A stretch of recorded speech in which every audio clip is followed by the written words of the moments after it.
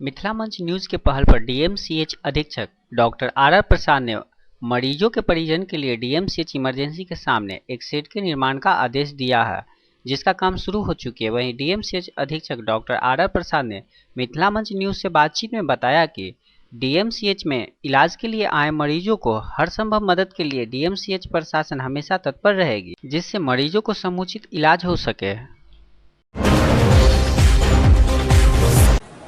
Emergency के लिए सामने में एक शेड बनाया जा रहा है। आपको दिखा दें कि वो देख सकते हैं आप, जो दीवार का है ये 40 बाय 25 का ये आउटडोर के सेटअप हुआ ये बन रहा है इमरजेंसी के सामने, ताकि मरीज के परिजन के साथ जो अंदर चले जाते हैं इमरजेंसी के अंदर, उन लोगों को इस शेड में रोका जा सके और यहाँ आराम करेंगे। यहाँ बसरते पंखा लगेगा ताकि मरीज के परिजन यहाँ आराम करें और जब अनाउंसमेंट हो तब वो यहाँ से अंदर जाए।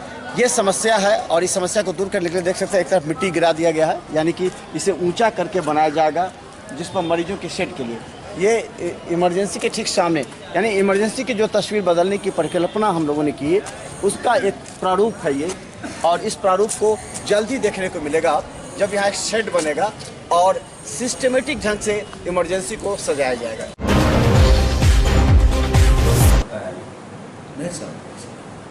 खाना वाला जो जाता है, 2 आदमी चला पर 4 आदमी, ये घाट है वो बीर घाट। नमस्कार, मिथिला मंच न्यूज में आपका स्वागत है। मैं मनोज और हम लगातार दिखा रहे हैं और खासकर बता दें, दरभंगा और दरभंगा से बाहर बॉम्बे दिल्ली तक के लोग मिथिला मंच न्यूज को फ़ोन करके डीएमसीएच में जो डेवलपमेंट वर्क हो रहे हैं उसके बारे में जानकारी दे रहे हैं। यहाँ तक कि अब मरीजों के विषय में भी जानकारी दे रहे हैं ताकि उनमें सुधार हो सके। हमारे साथ डीएमसीएच अधीक्षक डॉक्टर आर प्रसाद हैं, जो लगातार अपनी पैनी निगाहें भी रखें और मिथिला मंच न्यूज भी सतत प्रयत्नशील है कि डीएमसीएच की सूरत बदले। हम एक एक बात करके हम बताएंगे। सबसे पहले ये कि अभी क्या क्या आपने काम किया है इस बीच में? मैंने काम पूर्ण रूप से तो नहीं कर पाया हूँ, इस काम को शुरू अवश्य कर दिया हूँ। ये आपकी इमरजेंसी में आपातकालीन स्थिति में वहाँ पर मैंने एक माइक की व्यवस्था की है, जिसके द्वारा लोगों को सूचना दी जाती है बराबर कि कहाँ आपको जाना है। आप मेडिसिन के केस हैं तो वहाँ जाएंगे, सर्जरी के केस हैं तो वहाँ जाएंगे, और उस रूम नंबर को वहाँ लिख दिया गया है जिससे कि वो वहाँ जाते हैं। उन्हें ये भी जानकारी दिया जाता है कि किसी भी अवांछित तत्वों के साथ या किसी भी भड़काने वाले लोगों के साथ नहीं जाएं, क्योंकि इससे उनको कोई गलत जगह पर ले जाया जा सकता है जहाँ पर उनकी आमदनी होगी। उससे भी सब सावधान रहें। वो उसकी सूचना बराबर 24 घंटे देती जा रही है, जिसको हम लोग समय समय पर अपग्रेड भी करते हैं। दूसरी है कि वहाँ पर शौचालय का अभाव था या नहीं ठीक से बना था, उससे मैं शौचालय की व्यवस्था कर रहा हूँ। मेरा ऐसे भी सफाई, पेयजल और शौचालय 3 पर मेरी निगाहें हैं और 3 को मैं धीरे धीरे ठीक करने की जश्न में लगा हुआ हूँ। अब उसके सामने मरीजों को बैठने का कोई जगह नहीं था और उन्हें, जिसके कारण वो वेट करने में सीधी आकस्मिक विभाग में ही चले जाते थे, जिससे काफ़ी भीड़ हो जाती थी वहाँ पर। तो अब बहुत सारे क्लबों ने, निजी संस्थाओं ने मेरे पास ये बात रखी। जब हमने रखी थी तो वो बात उन्होंने रखा कि इस काम को मैं करूँगा। जैसे कि अभी आकस्मिक विभाग के सामने जो बन रहा है, रोटरी क्लब दरभंगा ने ये अपने तरफ से ये दिया। इस कार्य में चूँकि रोटरी क्लब सर्विस एवं सेल्फ की भावना से प्रेरित है, वो करता है, तो उन्होंने दिया है कि हम यहाँ पर बनवाएंगे और बनवाना शुरू भी कर दिया है। दूसरी जगह रोटरी क्लब मिड टाउन ने वो क्लिनिकल पैथोलॉजी के सामने बहुत गर्मी भी रहती थी, धूप के कारण, बरसात में वर्षा भी रहती थी, लोग भीगते थे या बेहोश होकर गिर जाते थे। तो उनके लिए भी शेड का निर्माण शुरू हो गया, जो रोटरी क्लब मिड टाउन के द्वारा बनाया जा रहा है। और इसी तरह आपका ART में चापाकल भारत विकास परिषद द्वारा यहाँ जो अभी रोगियों की बैरिकेड किया गया है या ड्रॉप गेट लगाया गया है, वहाँ पर एक ऊपर से छतरी और बैठने का जगह बनाने के बाद है। तो इसके लिए लायंस क्लब आगे आए हैं और आगे धीरे धीरे जैसे भी मैं समस्या जहाँ जहाँ देख रहा हूँ, उस जगह पर मैं इन निजी संस्थाओं से, कुछ अपने स्तर से मैं इन सब व्यवस्थाओं को कर रहा हूँ।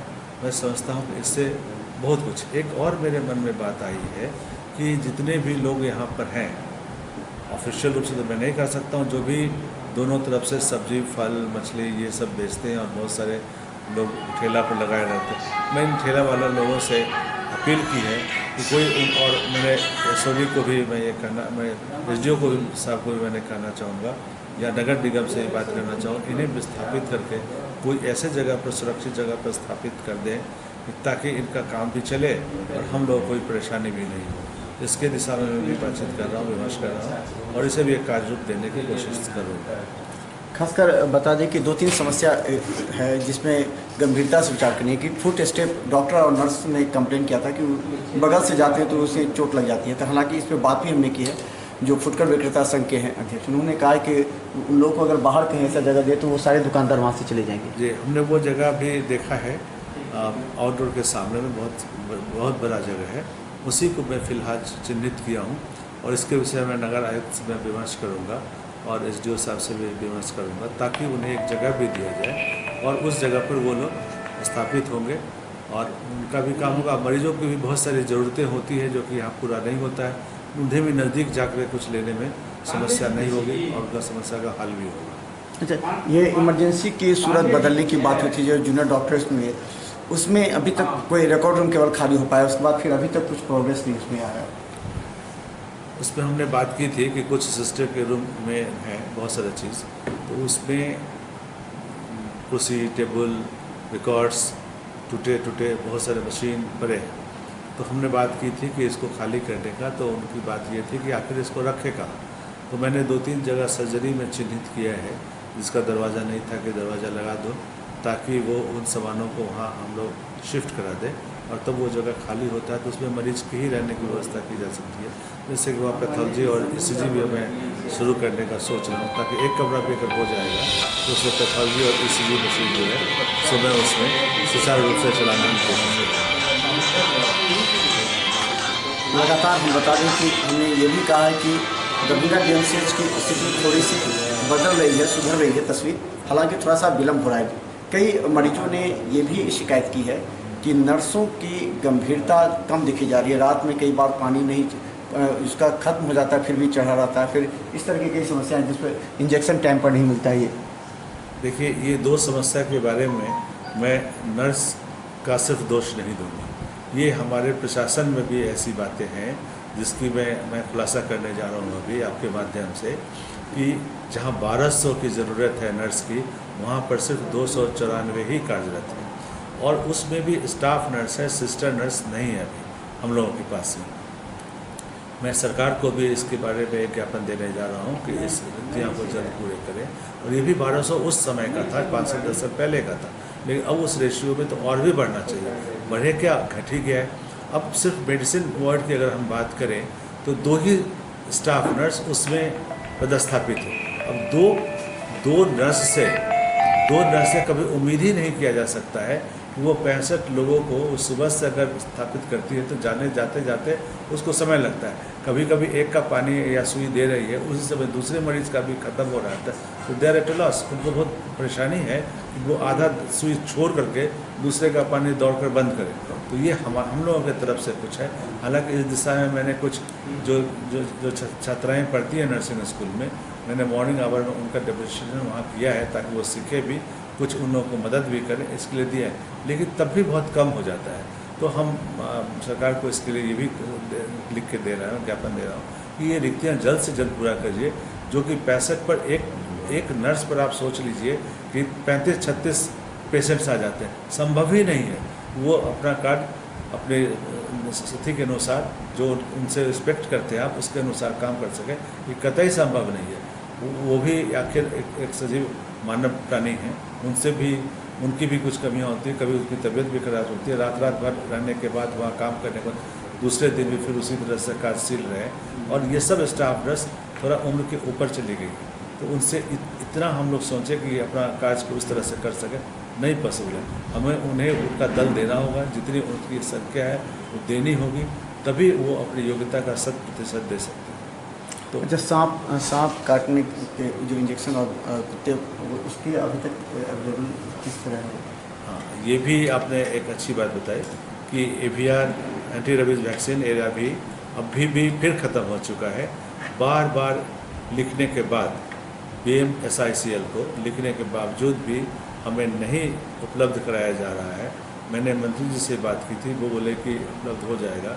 मैंने प्रधान सचिव को भी, BMCICL को भी खबर किया, लेकिन हमारे पास आए तो फिर 500 ही सुई आए। 500 यहाँ पर 100 के सर के 100 के 10 प्रतिदिन, ये 5 दिन में ख़त्म हो जाते हैं। हमने एक बार इसके पहले 5 लाख के अंदर में खरीद भी की थी, वो भी इसी तरह ख़त्म हो गई। तो अब सवाल यहाँ पर है कि न BMCICL हमको हमें दे रही है, और न हम 5 लाख के अंदर में खरीद भी सकते हैं। तो ऐसी अवस्था भी आ गई है जहाँ मेरे अधिकार क्षेत्र के बाहर है, मैं उस पर कुछ कर नहीं पा रहा हूँ, लेकिन सतत प्रयास में हूँ कि BMCICL से इसे जल्द से जल्द उपलब्ध कराया जा सके और लोगों का इसका फ़ायदा भी मिल सके। तो लगातार आप अपडेट हो रहे हैं, और हम बता दें, एक व्यक्ति को ठीक करना हो तो 48 घंटे से 72 घंटे में ठीक किया जा सकता है, लेकिन अगर पूरे सिस्टम को ठीक करना हो तो समय और वक्त तो लगेगा ही, जिसमें धैर्य भी रखना पड़ेगा, विश्वास भी बढ़ाना पड़ेगा, और अपने आप को संतुलित करते हुए ईमानदारी से कार्य करना पड़ेगा। धन्यवाद। कीरतपुर प्रखंड मुख्यालय में जीप सदस्य पूनम देवी की अध्यक्षता में जनप्रतिनिधियों का 7वां दिन भी भूख हड़ताल जारी रहा। वहीं अनशनकारियों ने जिला प्रशासन सहित सरकार के खिलाफ नारेबाजी की एवं DDC पर भूमि अधिग्रहण को लेकर कई आरोप लगाया। आज 7वां दिन अनुमंडल पदाधिकारी बिरौल यहाँ आकर के अनशन स्थल पर जांच टीम द्वारा दी गई रिपोर्ट और उसको भेजी जाने वाली प्रतिवेदन कॉपी यहाँ हम लोगों को उपलब्ध कराई। यहाँ से आपका अनशन किस रूप में जाएगा? हम लोग अपेक्षा कर रहे हैं कि जब तक DM साहब यहाँ नहीं आते हैं तब तक हम लोगों का अनशन जारी रहेगा। DM साहब के आने के बाद, उनसे वार्ता के बाद कुछ बिंदुओं पर हमको असहमति बाद भी कोई ऐसी संतोषजनक रिपोर्ट हम लोगों के पास नहीं आई। आज SDO साहब आए थे, उनसे कुछ बातचीत हुई। उन्होंने बोला कि भाई ये रिपोर्ट जो है ये जांच कमेटी की रिपोर्ट है। हम लोगों ने उस कमेटी को रिपोर्ट देखे, उसमें देखा कि सारा चीज हम लोगों के विरुद्ध आया हुआ है, जबकि गजट है झगड़ुआ पंचायत में निर्माण का, प्रखंड का। कमेटी जो जांच कमेटी गठन किया गया था, जो रिपोर्ट तैयार किया गया, वो बिल्कुल षड्यंत्र के तहत एकदम हमारे विरुद्ध रिपोर्ट तैयार किया गया है, और हम लोगों को नीचा दिखाने के लिए गलत ढंग से रिपोर्ट बनाकर DM को सौंपा गया है, जिसे बिहार सरकार को भेजा जा रहा है। हम बिहार सरकार को भी सचिवालय में जाकर के आवेदन देंगे और हाईकोर्ट में भी जाएंगे। इनके काले करतूत से अब SDO आए थे, वो अपना एक जांच रिपोर्ट लेकर के आए थे, तो उसी जांच रिपोर्ट को जब मैंने एक नजर देखा तो मैंने कहा कि SDO साहब आप ये बताएं कि आप जो करते हैं वो सत्य होता है, प्रशासन जो भी निर्णय लेता है वो सत्य होता है, और जनप्रतिनिधि जो है वो जो भी निर्णय लेता है उसको आप लोग गलत क्यों बना लेते हैं? तो बोले ऐसी बात नहीं है। फिर उनके देखने के उसी में ये सारी कमी उजागर हुई है। जो वो जांच रिपोर्ट बनाई गई है, षड्यंत्र कमेटी का जो रिपोर्ट है, वो उसी में ये सारी कमी है कि झगड़ुआ को उपेक्षित रखा गया, कभी झगड़ुआ की भूमि को, चिन्हित भूमि को कहा गया कि वो 10 फीट गड्ढा। जांच कमेटी को षड्यंत्र कमेटी आपने बुलाया? जी, षड्यंत्र है, सरासर षड्यंत्र है। जिला प्रशासन हम लोगों के साथ न्याय वाला जो फैसला है वो नहीं दिए हैं। डिसीजन ऐसा नहीं मिला कि हम लोग उससे संतोषजनक हो, और इसलिए हमारा आमरण अनशन चालू रहेगा, और हम लोग हाईकोर्ट भी जाएंगे। हाईकोर्ट में याचिका दर्ज होगा। जो जांच रिपोर्ट की गई पक्षपात वाली जांच थी। हम लोग गजट के अनुपात में प्रखंड मुख्यालय बनवाना चाहते हैं। कहाँ से आप, किस पंचायत से? कीरतपुर पंचायत से हैं। अभी हम लोग जो भी अनशनकारी हैं उनसे मेरी वार्ता हुई, और जो भी यहाँ से प्रतिवेदन भेजा गया है सरकार को, उससे उन्हें अवगत कराया गया, लेकिन अभी वो सभी प्रदर्शनकारी इस पर निर्णय नहीं। अभी हम लोग वर्तमान में 4 दिन के बाद हम लोग निर्णय लेंगे। अभी इस पर कोई निर्णय नहीं है, तो ये उन लोगों का इसका मतलब तो सर ऐसा तो समाप्त करना होता तो जरूर उन लोग के द्वारा समाप्त करने की घोषणा की जाती, लेकिन उन लोगों ने 4 दिन का समय लिया है कि 4 दिन हम लोग विचार करने के बाद इस पर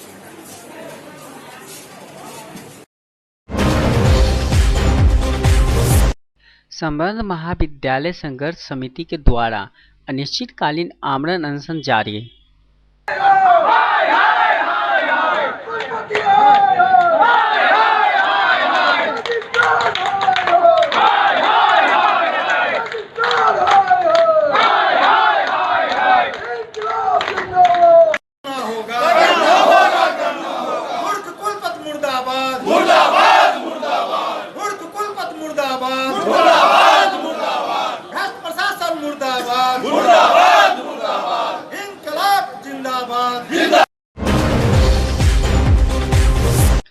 समाहरणालय स्थित डॉक्टर भीमराव अंबेडकर सभागार में जिला अधिकारी की अध्यक्षता में जिला आपूर्ति टास्क फोर्स की बैठक की गई।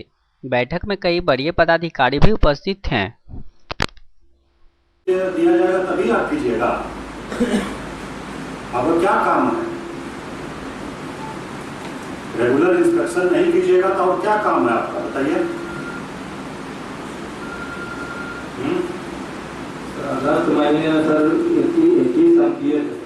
उसका मतलब थोड़ा 1 सितंबर माह में नहीं कीजिएगा तो उससे कोटा पूरा हो जाएगा।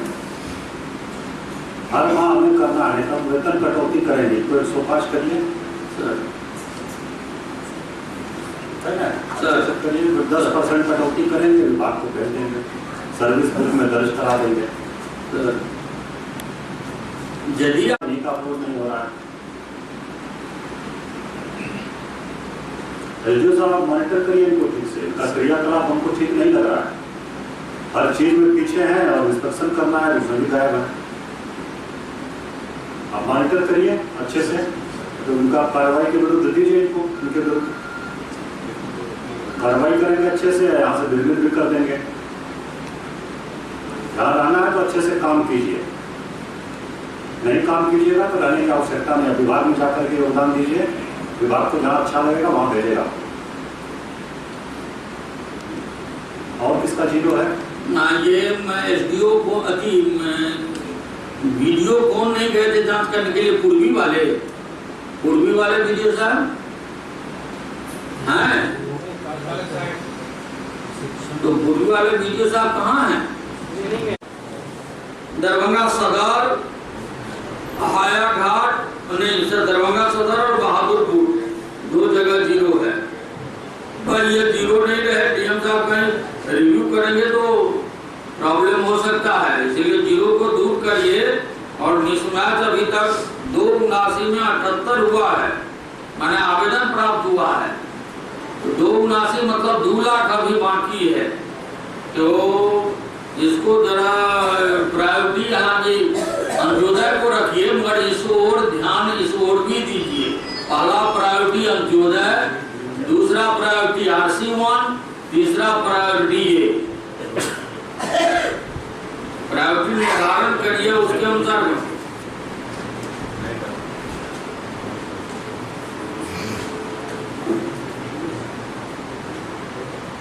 78,248 कब से है? इस सब केवटी का आपका 1771 जमा है 18,791 में, लगभग 10% से।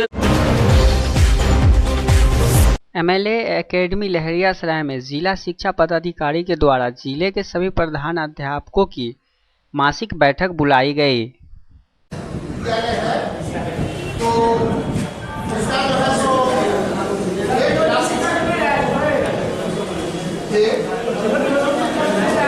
स्कूल के सभी हेडमास्टरों की बैठक है, ठीक है। प्रधानाध्यापक जो भी हैं हमारे जिला में, +2 और माध्यमिक स्तर के सभी प्रधानाध्यापक की बैठक बुलाई गई है जिला शिक्षा पदाधिकारी के द्वारा, ठीक है। उसमें बहुत सारा एजेंडा है, जैसे विज्ञान प्रयोगशाला है, गेस्ट टीचर की बहाली है, ठीक है, और भी डिफरेंट समस्याओं सब पर में कि मतलब उसका कैसे समाधान किया जाए, विद्यालय की विधि व्यवस्था, शैक्षणिक व्यवस्था, इन सभी बातों पर में ये मासिक बैठक होती रहती है, ठीक है। जिला शिक्षा पदाधिकारी ही इस बैठक को करते, लेकिन आज उनको जो है निदेशालय के द्वारा पत्र है और वो जांच में गए हुए हैं, ठीक है, इसीलिए अनुपस्थित है। श्रवण नारायण चौधरी, जिला सचिव, बिहार माध्यमिक शिक्षक संघ दरभंगा। की बैठक जो है ना, सभी प्रधानाध्यापक की बैठक है। जिले के तमाम उच्च विद्यालय, उच्चतर माध्यमिक विद्यालय के प्रधानाध्यापकों की बैठक है, जिसमें विज्ञान से संबंधित जो पैसा सरकार के द्वारा जो पैसा मुहैया कराई गई है वो उससे संबंधित है कि उसको कैसे बढ़िया से बढ़िया कंपनी से उसको क्रैक किया जाए, इसी संदर्भ में बैठक है। कुछ गेस्ट टीचर हैं जो ज्वाइन कर लिए हैं, फिर नहीं है तो उनका एब्सेंटी लेना है, और वो नहीं होंगे तो उनके जगह पर दूसरे को फिर वहाँ पर पदस्थापित करना है। डॉक्टर भुवनेश्वर प्रसाद, जिला अध्यक्ष दरभंगा।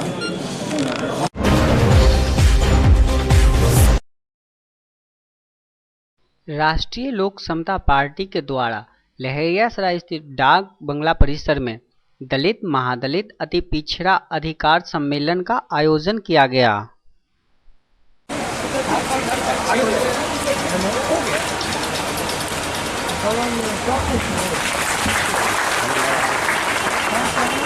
और अतिथि के रूप में आए हुए हैं राम कुमार शर्मा जी पर एक बार जोरदार ताली से आपको स्वागत कीजिए।